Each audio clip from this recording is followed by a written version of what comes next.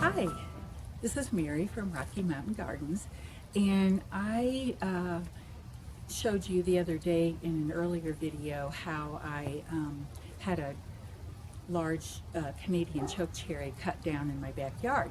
Well, under that tree are still a lot of shade plants, and those shade plants need to be transplanted to another area of my garden because they won't survive in the sun in that area anymore. So one of the places I'm going to place them in my yard is here in this area here in this bed, where it gets very deep shade all summer long.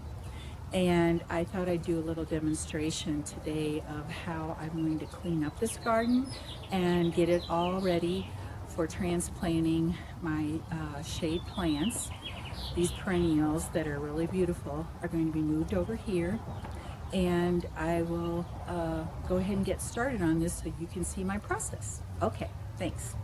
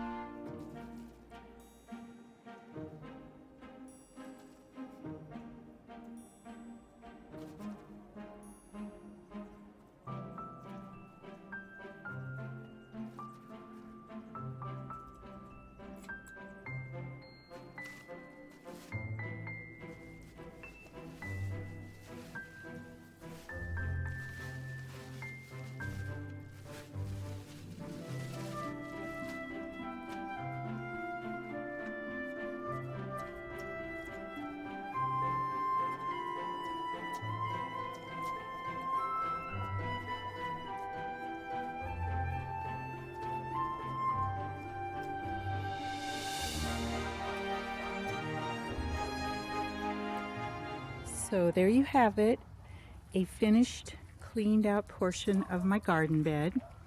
And you can see that I have worked around a few existing plants in this bed, but for example, right there is a red twig dogwood. It's a variegated variety. And then I have some variegated vinca vines growing right here. And actually, I have some perennial here, which I have forgotten what it is. So I carefully worked around it with compost. And I did a little cultivation, loosening up the soil. And it goes all the way over to here where you really can't see it, but there's actually a couple of ladies' mantles that will be coming up right there. So this bed is all ready now for transplanting some shade perennials, and I'm looking forward to doing that a little bit later in the spring. Today I'm going to be transplanting a hosta.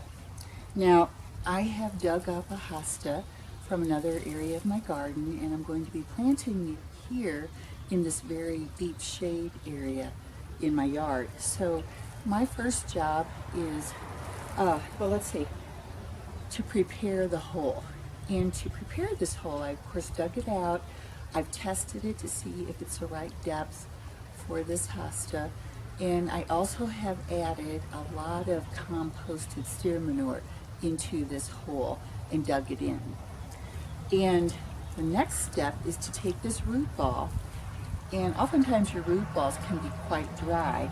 So I have a bucket of water here, and I am soaking this root ball really well in this bucket of water.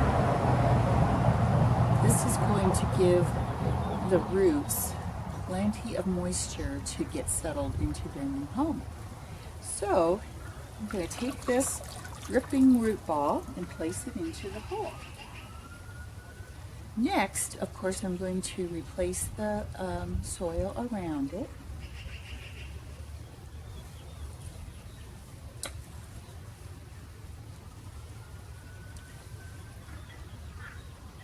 I'll press in the root balls so the roots are touching all sides of the space. I'm going to tuck it in really well.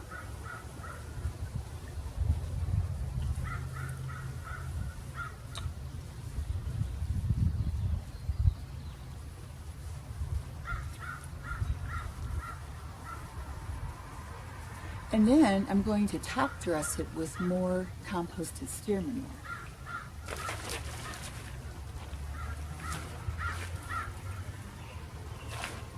I have a kind of a small space here that I'm working in. And this is a variegated red twig dogwood, which is just beginning to bud out, and I don't want to harm it, so I have to be careful working around all the other plants.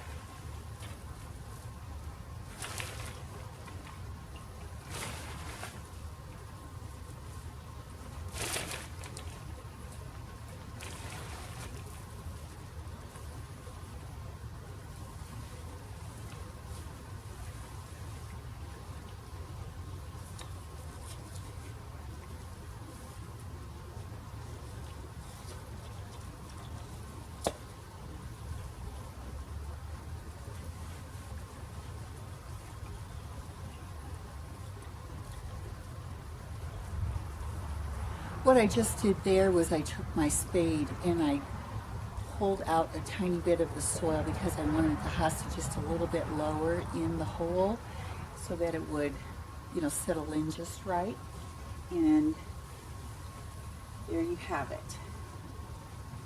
A very nice hosta replaced into a new spot.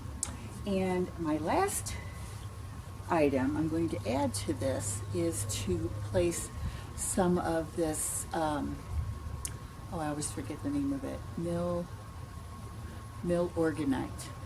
And it is a fertilizer that was actually created for fertilizing lawns. However, it's excellent for use around hostas, and you can top dress your hostas with this and dig it in a little bit, which I'll show you in just a minute. One of the real great benefits, besides being a good fertilizer for your hostas, is that this was manufactured in Milwaukee, and it is made from waste from a water treatment plant. So it has a very slight smell to it, like most fertilizers do. However, it is very safe, it's organic, and as I was saying, using mill organite will be a fantastic benefit to your hostas. It will keep away the deer and rabbits. It's not 100%, but it certainly does deter them because of the human scent that is found in the mill organite. So I just take a nice handful, sprinkle it around, and you can use plenty. Don't be worried that you're going to burn your plant.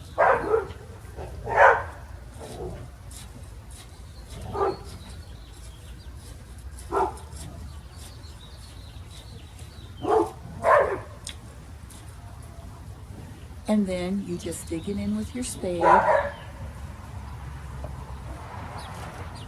And the last step is take your watering can and water the compost and the mill organite well into the soil.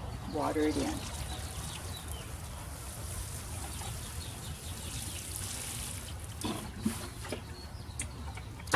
The best thing for hostas besides a good fertilizer is plenty of water.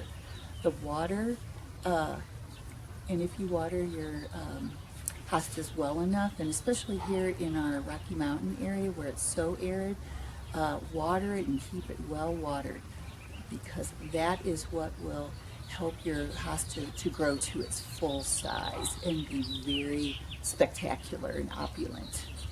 All right, so that is our process for transplanting a hosta. Thanks for watching.